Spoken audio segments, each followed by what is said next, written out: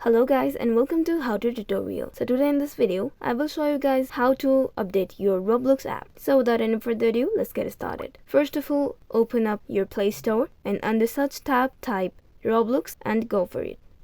Now once you get the application, you can see here that my Roblox is already on my mobile phone. It is already installed. So if the Roblox needs any update, then you'll get to see update button here instead of play button. Then all you need to do is tap on the update button and it will be updated. So as you can see that I do not have update option right here instead of play, which means that my Roblox is already updated. Updating your Roblox will improve the performance like reliability and speed, and will also fix the bugs. So this was it for today guys. I hope you all guys liked the video, and if you guys find the video helpful, then do not forget to like and subscribe the channel, also hit the bell icon to get more updates.